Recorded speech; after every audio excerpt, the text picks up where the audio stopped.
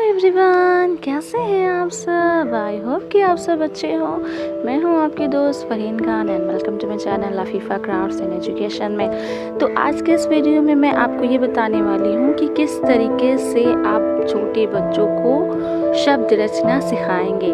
छोटे बच्चों को जब स्वर और व्यंजन कंप्लीट करा दिया जाता है, पूरा करा दिया जाता है, तो आगे उनको शब्द कब सिखाना है आपको। तो आज की मैं वीडियो में आपको यही बताने वाली हूँ। लेकिन अगर आपने उससे पहले मेरे चैनल को लाइक और सब्सक्राइब नहीं किया है तो प्लीज़ फ्रेंड्स आप मेरे चैनल को लाइक और सब्सक्राइब कर दें ताकि आगे आने वाली वीडियो की नोटिफिकेशंस आपको सबसे पहले मिल जाए। तो चलिए बिना टाइम वेस्ट किए हम अपनी वीडियो स्टार्ट करते हैं। जब बच्चे को आप स्वर और व्यंजन सिखा दिए हैं तो अब आपको शब्द रचना सिखाना है। तो जब आप 2 अक्षर वाले शब्द सिखाते हैं तो बहुत पहले की तो बात है कि जैसे का से ज्ञा तक बच्चों को स्टार्टिंग से जो भी अक्षर पहले आता है पहले उसको सिखाते जाते हैं। लेकिन अब बच्चों को इस तरीके से नहीं सिखाया जाता है। बच्चों को हम कोई भी अक्षर पहले सिखाते हैं वो अक्षर जिससे सबसे ज़्यादा से ज़्यादा शब्द बनते हैं। लाइक जैसे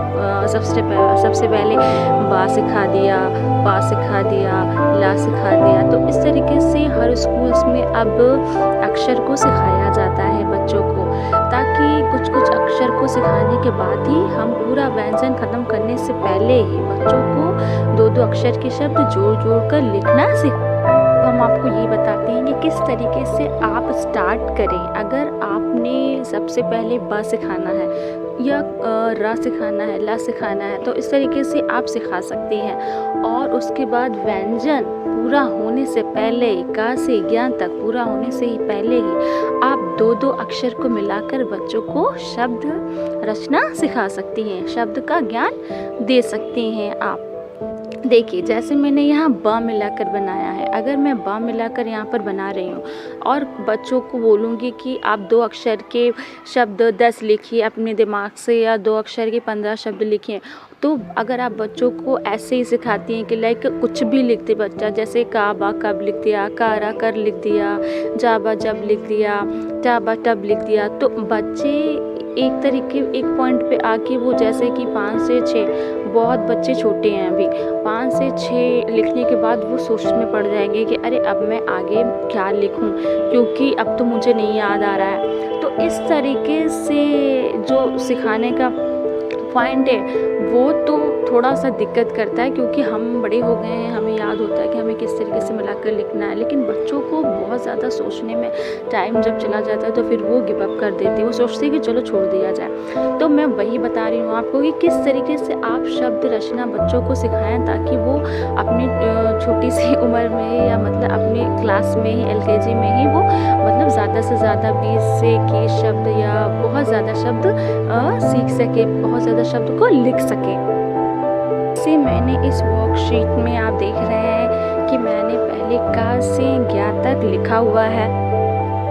को बच्चों को भी बताना है कि अब आपको का से ज्ञा तक लिख लेना है, या इस तरीके की वर्कशीट भी आप अपने क्लास में बच्चों को प्रोवाइड कर सकती हैं। अगर आप घर पे सिखा रही हैं तो भी आप इसे इजीली बना सकती हैं। आप इस तरीके से बनाने के बाद आप बच्चों को बोलें चलो बच्चों सबसे पहले हम बा मिलाकर शब्द को बनाते हैं और देखते हैं कितने ज़्यादा से ज़्यादा शब्द बनते हैं। फ्रेंड्स यहाँ पे हर शब्द को मिलाकर, हर अक्षर को मिलाकर कोई ना कोई शब्द बनता ही है, लेकिन मैंने यहाँ वही शब्द लिए हैं जो बच्चों को हम इजीली बताएं, मतलब ताकि बच्चों ने भी वो सुना हो। ऐसा नहीं कि हम बहुत सारे शब्द बना दें जो काफ़ी डिफ़िकल्ट हैं और जो बच्चों ने अभी सुना ही नहीं है। ऐसे शब्द अगर हम बना देते हैं तो बच्चों को समझने में काफ़ी परेशानी होती है। तो देखिए आप भी इसी तरीके से का से ज्ञा तक आप अपने बच्चों को पहले लिखवा सकते हैं, आप क्लास में भी दे सकते हैं, उसके बाद आप बच्चों को मिला कर लिखवाएंगे। जैसे कि मैंने यहाँ पे भी देखिए कई सारे बा मिलाकर शब्द बनाया है, जा बा जब, टा बा टब, बहुत सारे बनाए हुए हैं। तो आप अपने बच्चों को बोल सकती हैं कि आप पहले दिमाग से का से ज्ञा तक पढ़ते रहो, का से ज्ञा तक पढ़ते रहो और हर अक्षर के साथ आप मिला कर जोड़ कर पढ़ो ताकि आपको आपको ध्यान रहे कि हाँ मुझे अब मैंने का से शुरू किया है और का से ज्ञ तक जितने भी शब्द आप बना सकते हैं, जो भी बन रहे हैं वो बच्चे बना देंगे बहुत ही आसानी से। कॉन्सेप्ट बहुत ही बढ़िया है। और जब मैं छोटी थी तो मुझे भी काफ़ी डिफ़िकल्ट होता था लिखने में, तो मैं अपने एक्सपीरियंस के हिसाब से मैंने इसको काफ़ी इजी बनाने की कोशिश की है। तो फ्रेंड्स, अगर आपको पसंद आए तो आप मेरे कमेंट बॉक्स में ज़रूर बताइएगा कि आपको ये वीडियो पसंद आई है। तो इस तरीके से आपने पूरे शब्द बच्चों को सिखा दिए।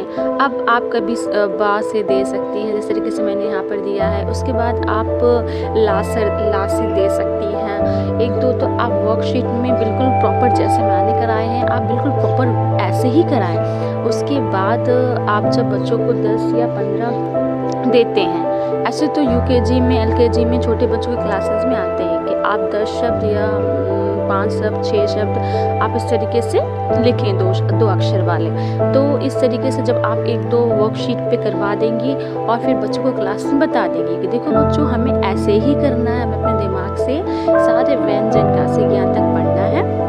और उन सब के साथ आप कोई कुछ आप मतलब कि अक्षर्स को जोड़ते रहिए, बनाते रहिए। अगर आपको लगता है कि हाँ ये शब्द बन रहा है तो आप उसको जोड़ कर मिला दीजिए। देखिए मैंने जैसे यहाँ ला मिलाकर बनाया, कला कल खला खल गला गल चला चल छाला चल।